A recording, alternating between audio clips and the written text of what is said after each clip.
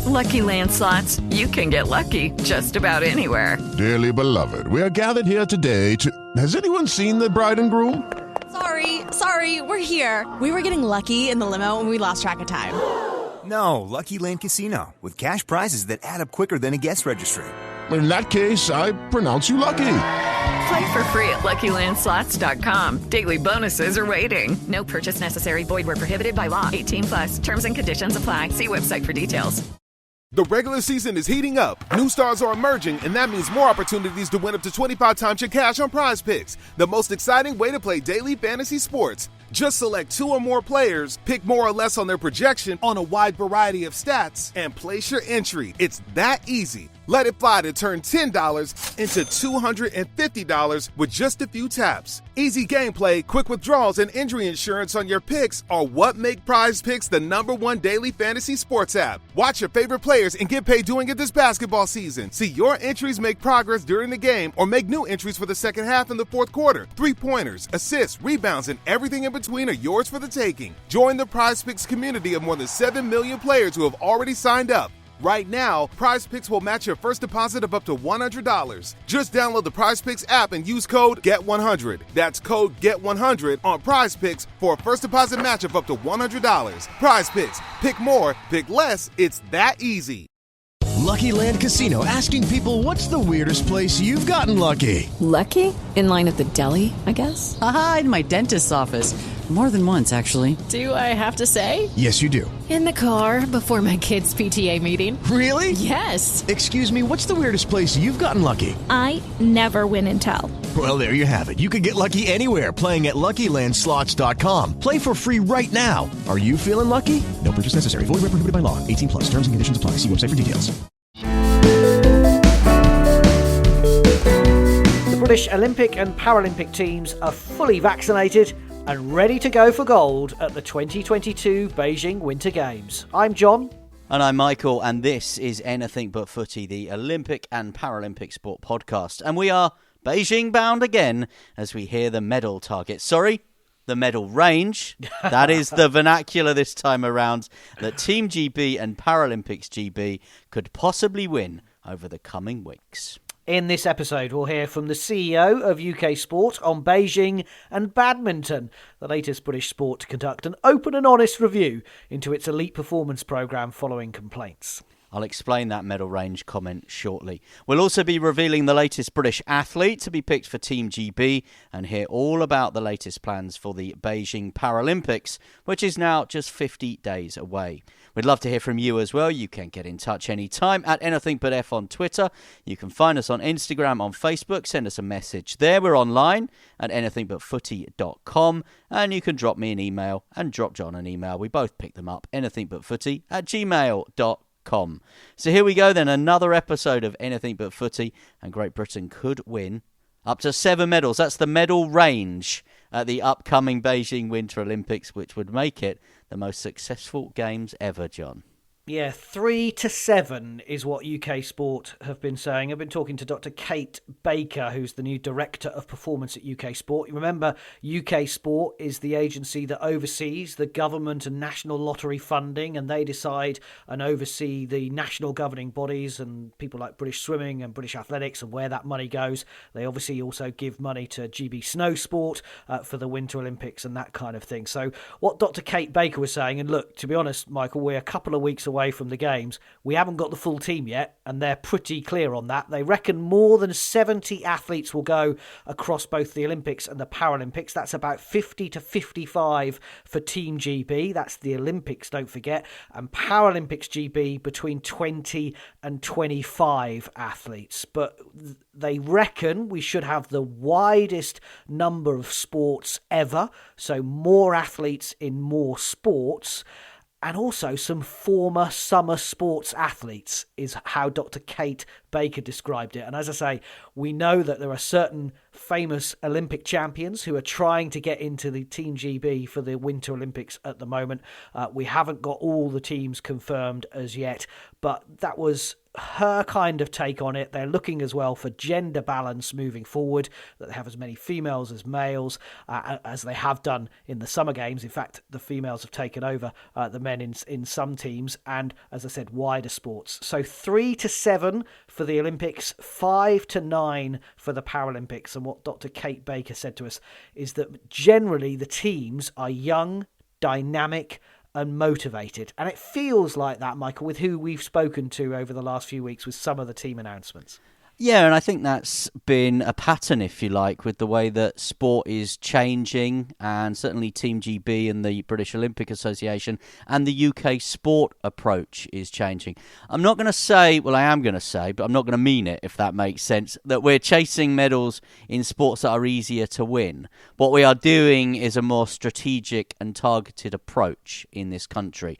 And what that meant in Tokyo is we saw medals in skateboarding, we saw medals in BMX, we saw tremendous success in BMX. It was fantastic. It meant a great games for British cycling, but the more traditional events that we know and love and have seen terrific success in, like the velodrome events, the track cycling, the medal haul wasn't so great. So what we are seeing in UK sport at the moment is these governing bodies that are in receipt of these monies from the agency UK Sport and the additional funding that you might get from Sport England or Sport Scotland, whatever, the National Lottery.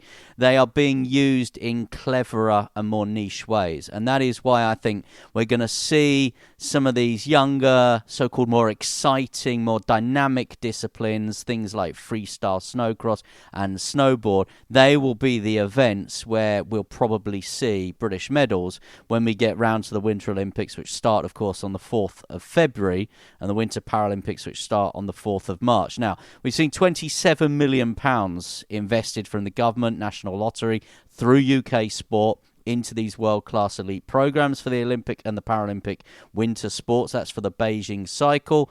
There is a further £5 million from the National Lottery that's gone in. So I think what we probably need to let people know is a lot of the narrative we're going to hear over the next couple of weeks. Let's say there's a British medal in bobsleigh. The headline for that is going to be, they don't get funding. They don't get UK sport funding. What they do get is support. And that support is still financial, and there are, of course, all the other support methods that UK sport have around the team as well. So I'm excited. I'm excited about Beijing. It is going to be very much an unknown. We'll repeat a lot of what we said ahead of Tokyo, which is these games will be about the nations and the teams that have perhaps coped with COVID best. We saw in Tokyo with the summer athletes. That means British athletes, I think, should do quite well. And it's interesting, Andy Anson, who's the chief exec of Team GB, talked about the fact that they were keeping all their fingers crossed that there would be spectators in Beijing. There's a bit of uncertainty about it still at the moment, as you mentioned, with the game starting in less than a couple of weeks' time. But he described it as a total positive for the games if you can have spectators in there. We of course, you spoke to a lot of people at Tokyo, and I think what the athletes really missed, and it's something that we didn't really think about too much in advance, was that their families had been there all the time and they're not going to be there. And of course the families still won't be there this time, but there will be friendly faces, there will be support, and I think that will be again a different dynamic from Tokyo. They describe Tokyo as a one-off Olympics. Beijing is quite similar in terms of all the COVID protocols, and we'll talk more about that, I'm sure, as the podcast goes on. But it's great that, fingers crossed, there will be spectators, although the IOC have said this week they're not quite convinced that will still happen. Shortly, we will be revealing the name of the latest person on the team sheet, as it were, for Team GB. That is in the sport of luge, and we'll be hearing from, I'm going to give a clue here, him as well. But before that, more on this kind of funding and this medal range and the general conversation around athlete welfare. And we've been speaking to the chief executive of UK Sport, that is Sally Munday. and she's been telling us how they have been preparing alongside the British Olympic Association and the British Paralympic Association for the Games, which are coming up shortly. Oh gosh, it's incredible to see 2 games within 6 months. I don't think probably any of us ever thought that we'd see this in our lifetimes. And I have to say, hats off to the British Olympic Association, the British Paralympic Association, but also the wider high performance sporting system, the institutes of sport. Just incredible being able to shift from normally having that break point, but for everyone involved, I think it's been quite incredible. But also, I guess also really exciting. And with the excitement, the cloud, if you like, the COVID cloud that kind of keeps coming and going, and the challenges that brings a second games during the pandemic. Yeah, I think one of the things that we said to the sports about 18 months ago, so when we were about, I think, 2 months into the pandemic, we said to all of the sports, who knows what the next period is going to hold. And actually, the sports and the athletes that are going to be successful are the ones that are going to be the ones that can be most adaptable, most flexible. We are in an environment in high performance sport in this country where one of our greatest advantages that we have is that we place such a high emphasis on planning and attention to detail. The problem is in a pandemic is that you're not doing sort of plan A, B, and C. You're probably down to plan X, Y, and Z. And so it's really about having to utilize the skills that we've got across our community to plan, replan. But we also know that a lot of our staff and a lot of the athletes, they like the certainty of what's in front of them. And I think, again, what has been demonstrated over this last period is just the incredible adaptability and resilience of people that, no, they can't operate in their normal mode. They've got to think differently. They've got to be prepared for things to change. And for the winter sports, to be in this place where we are now, where the 13th of January, and we're still not through all the qualification events, is quite extraordinary. So again, huge applause to all of those that have adapted to be in a position where we're taking such an exciting team to Beijing. And Sally, with that background and with conversations around mental health and well-being more open, more honest than ever before, are you supporting your athletes, and how are you supporting your athletes with all that uncertainty and the fact that we're at this stage and we still don't know the makeup of the team, for example? Yeah, so I think athletes are very used to the experience of what it feels like to go through selection. And the closer you are to an event, obviously, your focus is on selection. The experience that I had of running a sport for 10 years, one of the things that I always reflect on now is that actually the period of selection can be more stressful than the period of the games themselves. And I think for the winter sports, because there's so much unpredictability and jeopardy in the type of sports that a lot of those sports are, you can go into something being in the best shape of your life, but you're on ice. You're on snow, you're on, there's so many things that increase that jeopardy. What's important from our point of view with both what the sports do, what we do, the institutes of sports do, and the BOA and the BPA, our role is about providing and wrapping around the athletes the best possible environment and support to enable them to achieve their ambitions. A lot of that is around, obviously, the sport itself, but a lot of it is also about the mental and physical support that they need to be in the best shape of their lives. There's been huge support over the last period in preparing them. There'll be support on the ground in Beijing. There's helplines for athletes whilst they're in Beijing, and then there'll be a whole decompression process when they return. Like we saw in Tokyo, this is another games, kind of a bit like no other for these athletes. And our job is really focusing on the welfare of the athletes and the staff going, and making sure that everybody goes and is able to be the best that they can be and go there safely and come home safely. And talking of ambition, if I can read from the release today, intelligence gathered by UK Sport suggests that British athletes have the potential to win between 3 to 7 medals at the Winter Olympics and 5 to 9 medals at the Winter Paralympics. Is that a target?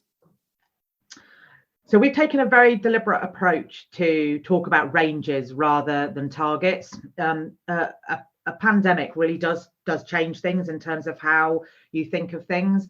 We know that with the most recent variant of COVID, that it's increasing the risks of any of us not being able to actually get to the games if we contract COVID.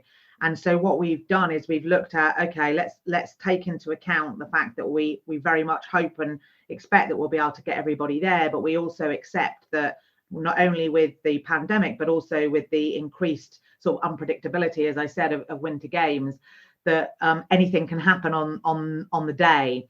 And so we don't see it as a target, but we do see it as a realistic range of where we might end up. Our stars of the snow and ice are ready to showcase what they can do, their skill, their character, their daring, and we're pretty confident we will land somewhere in that range.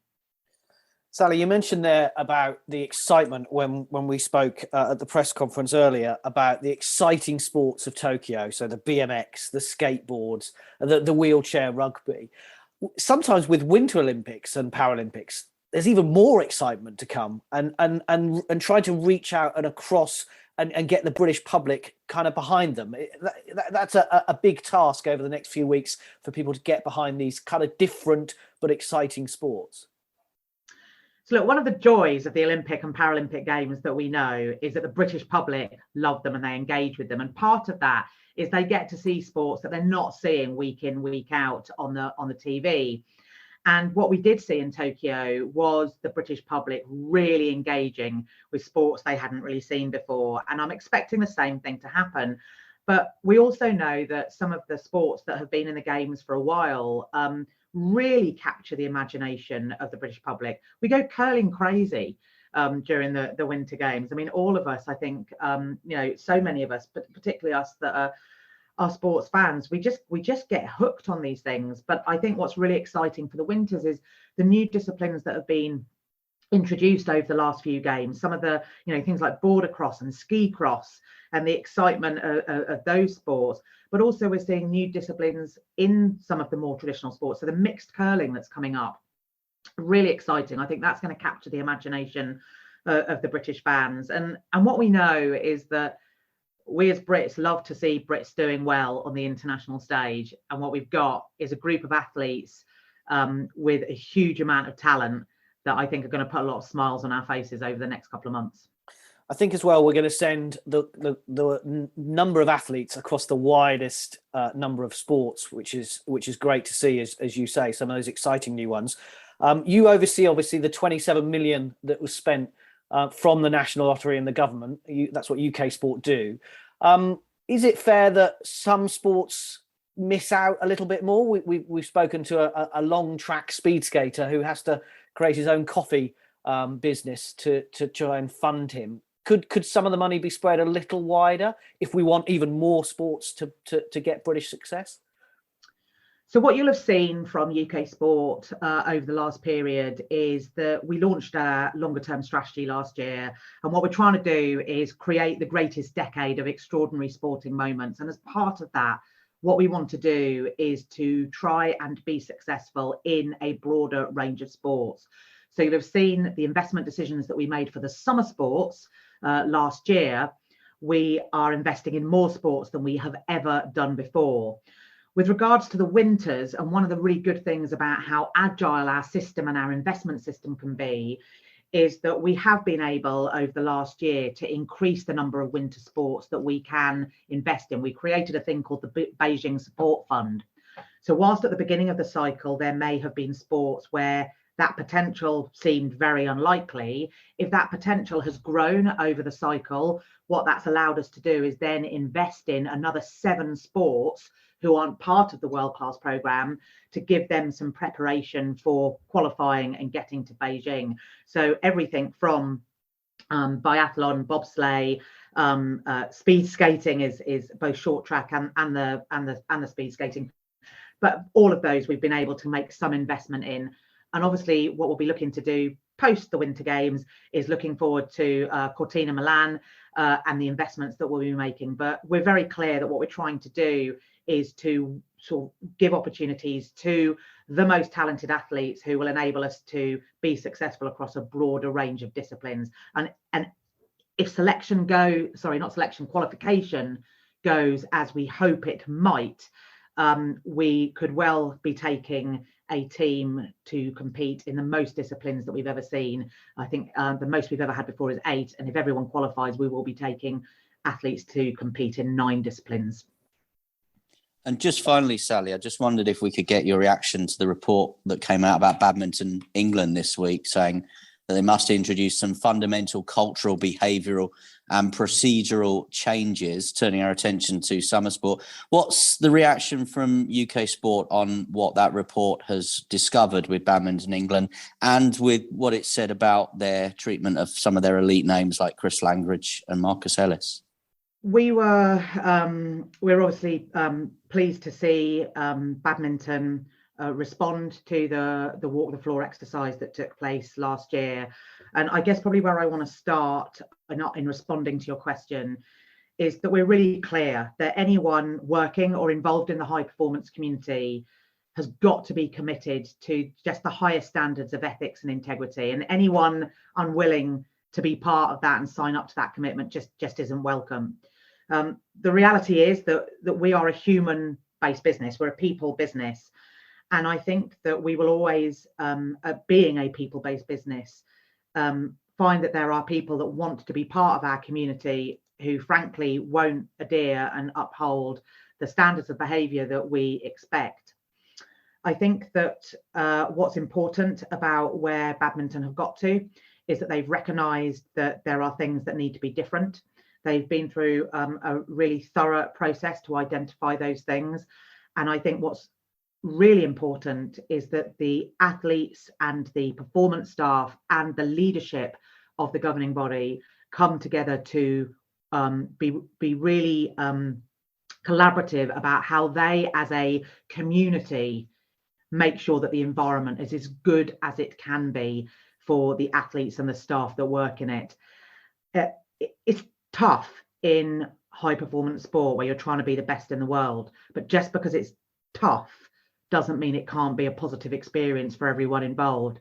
And we are very clear that every athlete that comes through programs that we invest in, that we want them to be able to finish their careers, finish their time in a program that we invest in and look back, and whether they've achieved their aspirations or not from a performance perspective, be able to look back and say, do you know what, on the whole, I had a really positive experience. And I think for the vast majority of the athletes, over 1,000 athletes that we fund and support, I think that's the case. But that doesn't mean that we are not going to be really, really strong on rooting out behaviour that isn't appropriate. So just a couple of things on that, Michael, before we move on. You asked Sally the question about badminton, and it's important because before Tokyo, as you rightly said, Marcus Ellis and Chris Langridge were not happy with the selection process, and then other things came out of what was going on in their elite performance team.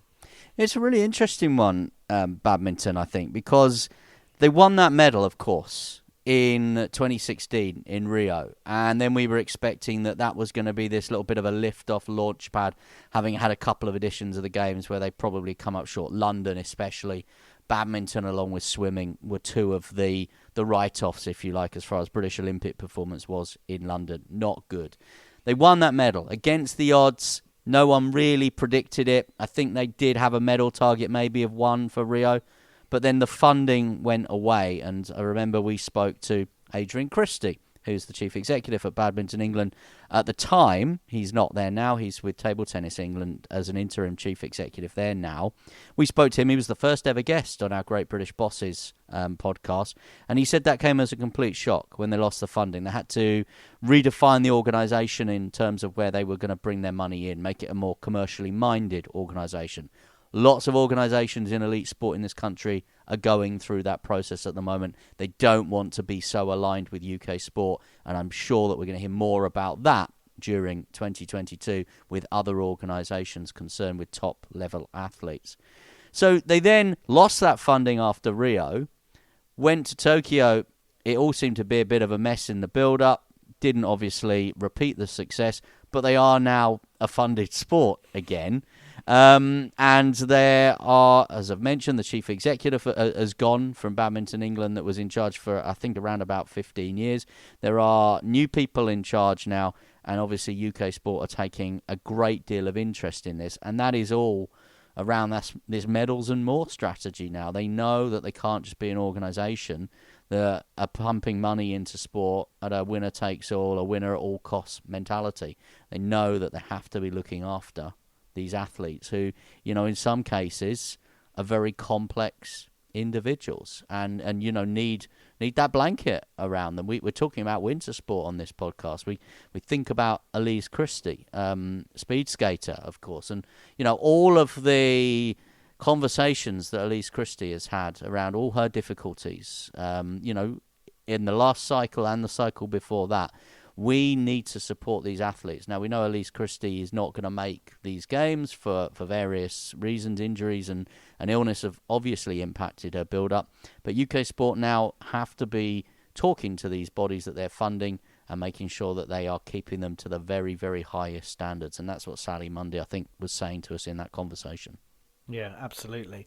And UK Sport celebrating their 25th birthday this year. I'm not singing, John. It came, of course, after the awful 1996 Atlanta Olympics and bringing in the way and changes that athletes were funded and stuff. But I hear there is a location in London where you could have a good party. That might be available. Cheese and wine for that one, maybe. Bring your own, I think it might be as well. But in all seriousness, happy birthday to UK Sport, and fingers crossed, as we heard from Sally, that those medal ranges are something that Team GB and Paralympics GB can match. And Pyeongchang, of course, Sochi as well, their most successful Winter Olympic and Paralympics in British history. This is Anything But Footy, the Olympic and Paralympic podcast. On to the latest Team GB announcement, and we can reveal the latest name. It was a slight hint from Michael that Rupert Staudinger is the latest name for Team GB, heading off to the Olympics in the luge, Michael. Yeah, and it's a terrific announcement as far as Rupert is concerned, heading off to his second games. I think he would certainly look back at his experience 4 years ago as an experience, and I think we'll probably hear when the interviews are done with Rupert closer to the time that, I think it was very much a learning curve for him in Pyeongchang. He's back there this time. A serious medal hope? Probably not, in all honesty, as far as GB is concerned, but you never know when sport is on snow and ice. But it will also be tinged, I think, very much with sadness for Rupert, and I think obviously for the British Olympic team as well, because we lost around Christmas time AJ Rosen, who was a British Olympic luger. He was very much the standout luger as far as sort of Team GB Great Britain is concerned. He fought a very brave battle with cancer. He'd represented GB in 2006, 2010 as well, also qualified for 2018 with no funding. But as I said, we lost AJ Rosen, and Rupert has told us that he will be paying his own special tribute to AJ Rosen when he competes in the luge in Beijing. Yeah, it's ever so sad. I still can't believe it, really. I mean, AJ has been more than a teammate, a great friend, and he's, I think without him, I would have not made it to the last Winter Olympics. He's been a tutor to me. He shared all his experiences and helped me so much. His death is ever so tragic, and it's unbelievably sad. He went to 3 Olympics, of course, the Winter Olympics, and is described as the best ever luge athlete for Great Britain. Yes, I can absolutely underline that, stress that.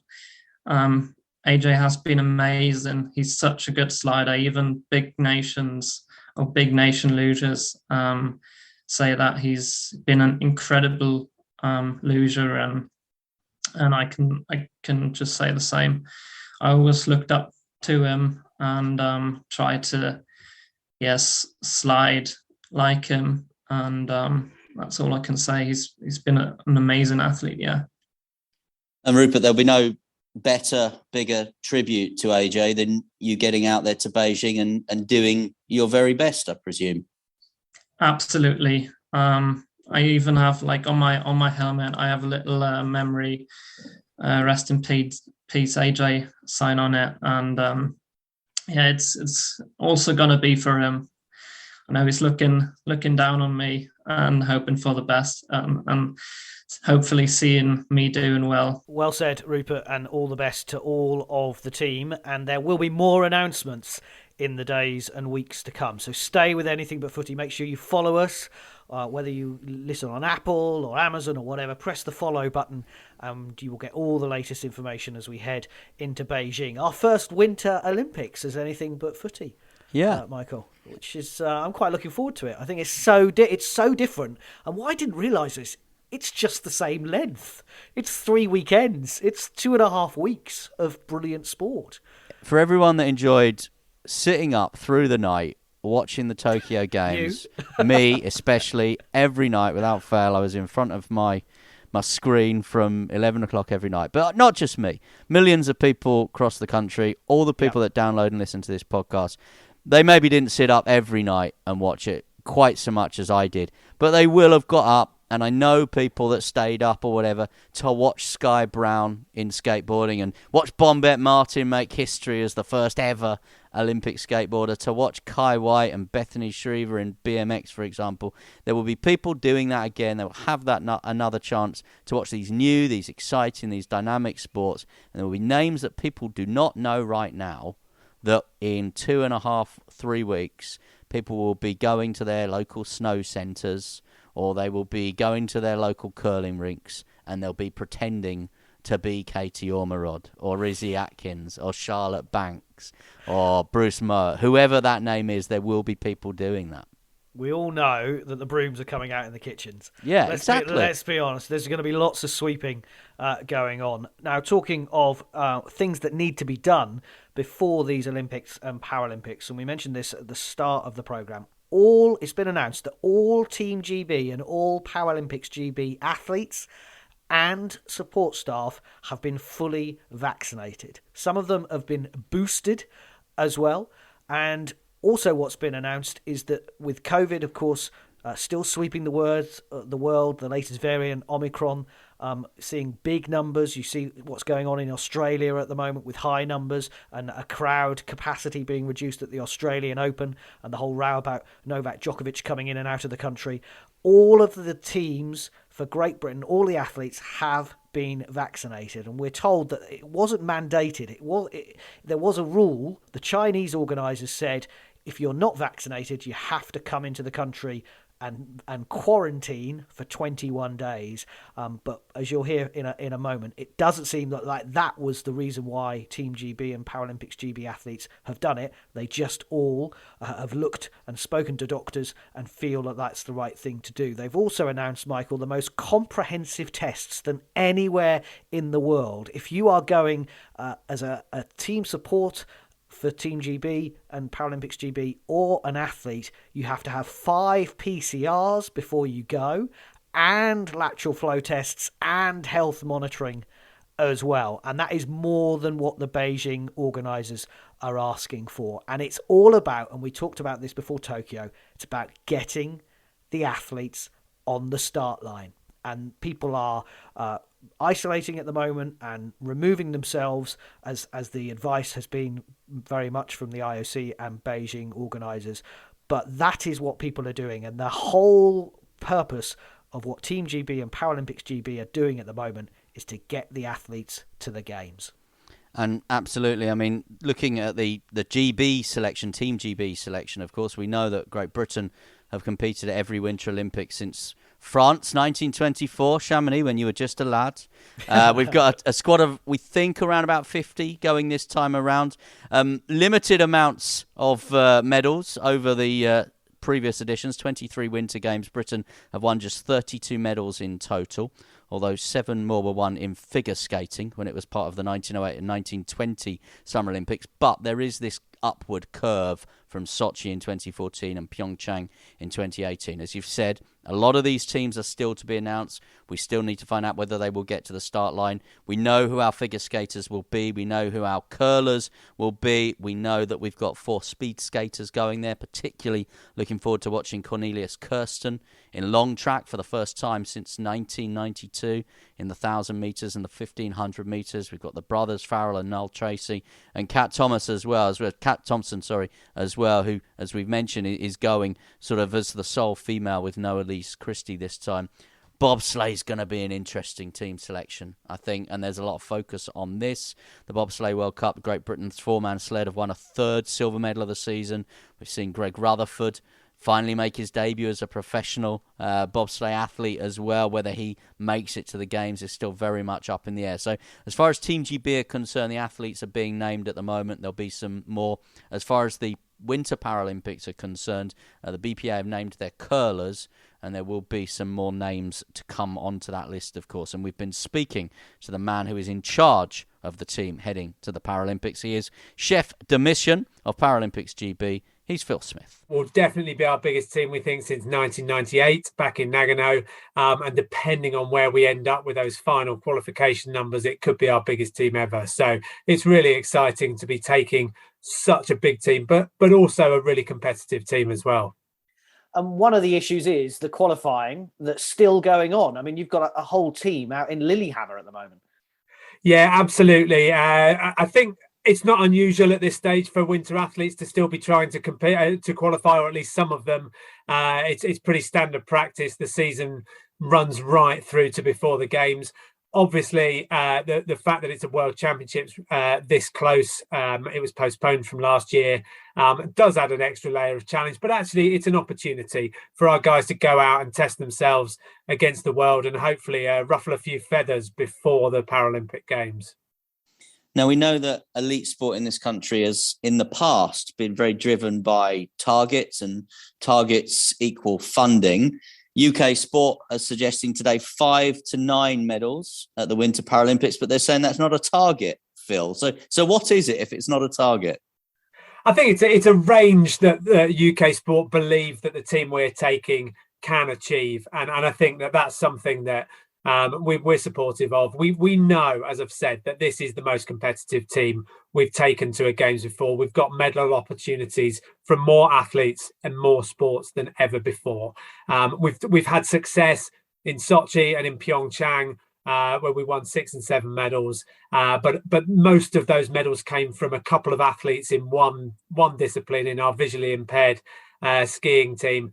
And whilst we are obviously looking forward to seeing those guys go again, it's brilliant that we've got more alpine skiers, Nordic skiers, snowboarders, and our wheelchair curlers who are all consistently producing top 5 performances on the world stage, which puts us in a really good position to challenge for medals across the team.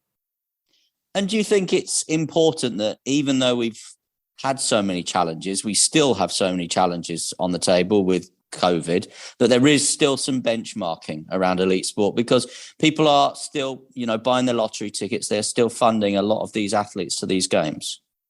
Yeah, absolutely. And if you ask the athletes what they're in it for, it's performance driven. They're going out to produce their best performances. Now, for different athletes, that will mean different things, but every athlete is going out to achieve their personal best at the Paralympic Games, whether that be a top 5 finish or a gold medal. So I think it is important that we have a way of measuring success, but this is a team that isn't going to be defined just by a number of medals at the end of the day. Will be defined by the performances that we put in across the field of play.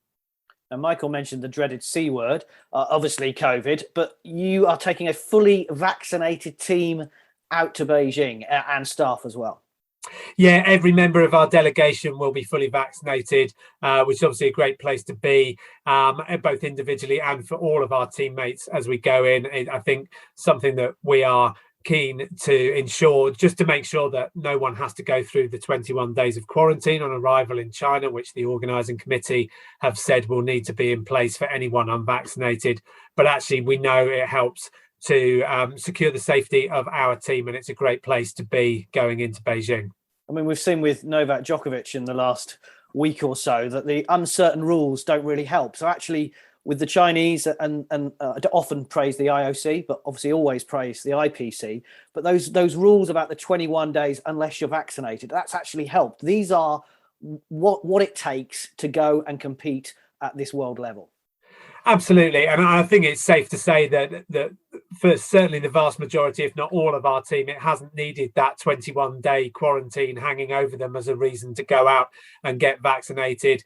But we are really comfortable that we are going in to the games knowing that everyone is fully vaccinated and that we won't have anyone having to do that 21 days quarantine, or anyone having hopefully any issues when they arrive in China.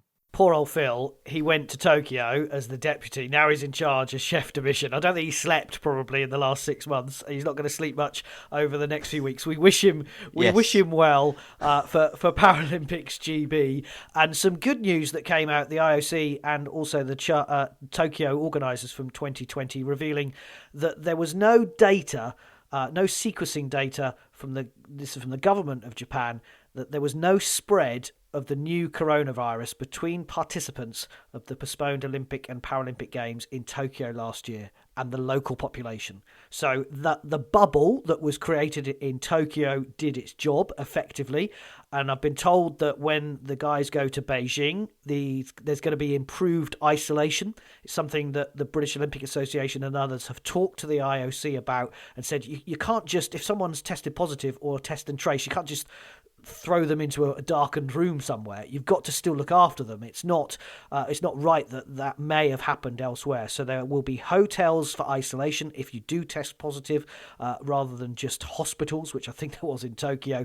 And the village, the athletes' village, will be the place where you will isolate for test and trace, and you can carry on doing your training and your exercise before, because obviously you will be hoping that you will still be competing. So I think that's an important step that has been taken, and everybody's learning lessons between these two games. No one knows what COVID was going to do with Tokyo. They obviously did the best job that they could. The city was worried about the number of people coming in. It looks like it did do what they said was going to happen, and now it's down for Beijing and this whole control loop that they've set up, this huge bubble right around the Olympics and the Paralympics to make sure and protect the athletes and everyone involved. Yeah, I think firstly credit to Tokyo for getting the Olympics and the Paralympics away, if you like, when there were so many barriers in their way. But there will, of course, as there is with everything, learnings from Tokyo. So we always remember those headlines, wasn't it? 6 British athletes forced to self-isolate after contacts on the journey out, the plane out. I think certainly subsequently some athletes have admitted that upset their preparations, for example. So, this is being looked at, has been looked at with Beijing, and there will hopefully then be a better process in place. But that fear that the Olympics, the Paralympics was going to be a super spreading event, that we were going to see roaring record numbers, doesn't appear to have come to fruition. And that is obviously something that took place in the height of the summer in Tokyo. But I think by and large, the measures that were put in place, the protocols that were put in place, the fact that it was behind closed doors worked. And take that as your playbook in the IOC language, add some more detail to it, some of those learnings that we're now able to add because we know what happened in Japan, and we will hope that we'll get a similar outcome from these winter games of the Olympics and Paralympics. Yeah, a press conference that I attended earlier, they were asked, the Team GB and Paralympics GB, we heard from Phil Smith, Georgie Harland, the first female chef de mission for Team GB. Could they guarantee that all athletes would get to the start line? Of course, they can't guarantee that, but they can put, as you say, everything in place to try and make that happen. And we wish them the best of luck. Beijing 2022 starts on February 4th. Stay with us. Follow Anything But Footy, because we will have all those other team announcements for you over the days to come. Because, as Michael suggested, there's some big decisions with some surprise names in or out, I would assume, over the course of the next week. So make sure you stay with Anything But Footy. Let's run through some of the other Olympic and Paralympic sport headlines, including one that I'm seriously excited about, John. I see this July date in 2022. I see you and I sat by the River Seine together. Maybe some Boursin on the go. Maybe a bottle of something nice. Chilled, maybe. Yeah, we'll bring our own. A nice cheese and wine party on the banks of the River Seine, and with everyone's permission to do it, watching the opening ceremony of the Olympic Games in Paris. But more on that in a moment.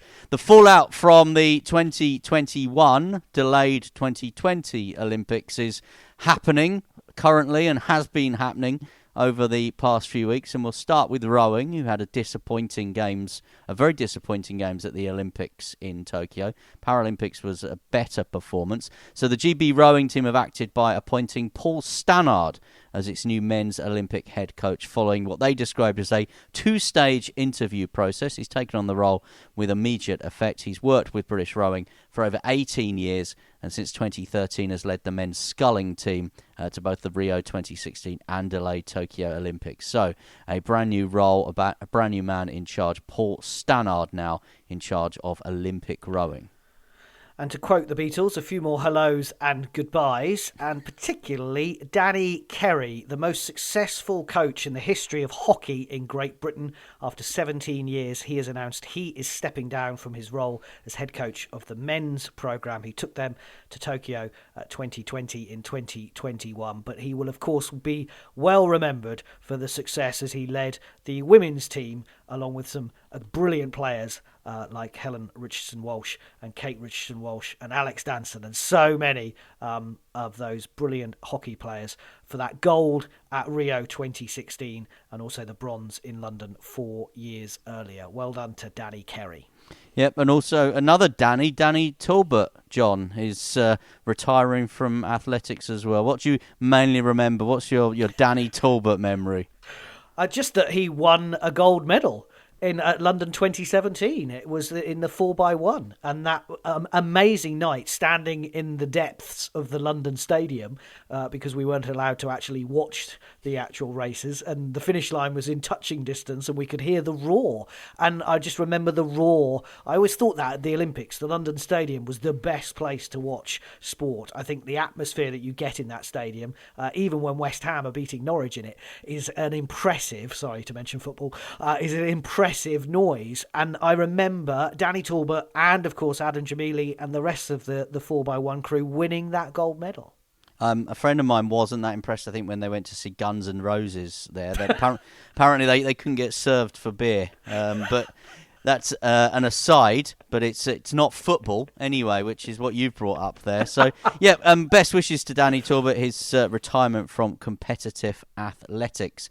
And talking of, as you said, hellos and goodbyes, we say goodbye to a friend of ours, Ian Dyer, who was the lead track coach for the Great Britain cycling team.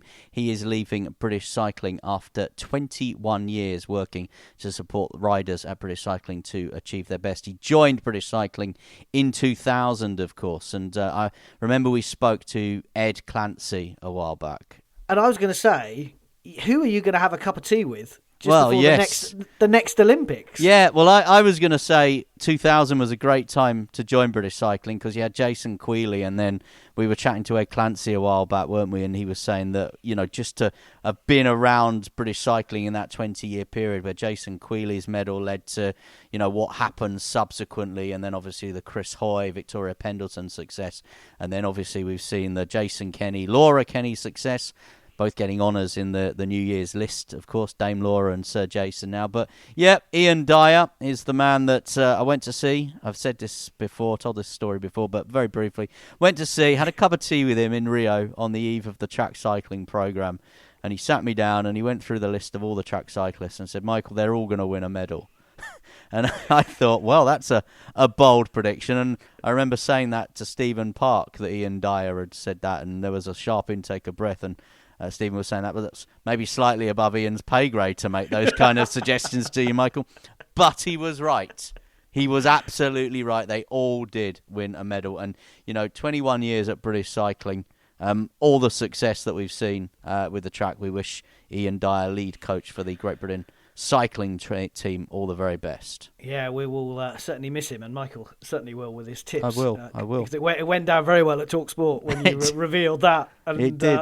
And everyone was like, wow, Michael is a genius, as we all know he is. And talking of sitting down before the Olympics with a nice cup of tea or a bottle of something else, as Michael has hinted at. It's got to be a good coffee or a glass of red or white. I think it's got to be a glass of red in Paris for the spectacular opening ceremony plans for the River Seine. Remember, David Beckham in a speedboat under Tower Bridge and then all the way up the River Lee to the Olympic Stadium for London 2012. Well, Paris, as of course they will try to, are going to outdo London, it seems, because what they have said, instead of the traditional stadium setting, Paris 2024 will be set against, the opening ceremony will be set against the backdrop of one of the most iconic cities on the river. More than 160 boats will carry delegations along a 6-kilometre route past monuments as famous as the Notre Dame Cathedral, the Louvre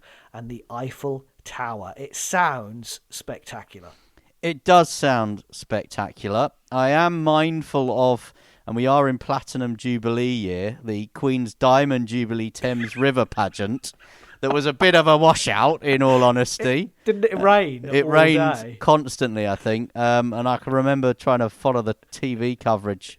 Well, it will be nearly 10 years ago now, and thinking that looks like a sad event. But let's hope, from everything that we've heard about this, that this will be, something absolutely spectacular. Again, another fantastic innovation for the Olympics. We've seen these spectacular stadium-based opening ceremonies. Beijing in 2008 was probably a high point. We know what Danny Boyle did in London. It was different. It was humorous. It was fantastic. It really resonated with the British viewers at home and in the stadium. Rio had to bring it back. Tokyo couldn't do what they wanted to do. Paris are doing something different. And, I, for one, really looking forward to it. Eiffel, for one. Very good. As ever, you can get in touch anytime at Anything But F on Twitter, or you can message us on Insta and Facebook. Our website is anythingbutfooty.com, or you can email us at any time. We're on it 24 hours a day, frankly. anythingbutfooty@gmail.com. It has been a pleasure, as always, Michael, to talk Olympics with you. I hope you've enjoyed our Olympic chat, and we will have more to come. And as I've said, follow Anything But Footy for the latest, because we are Beijing bound over the next couple of weeks.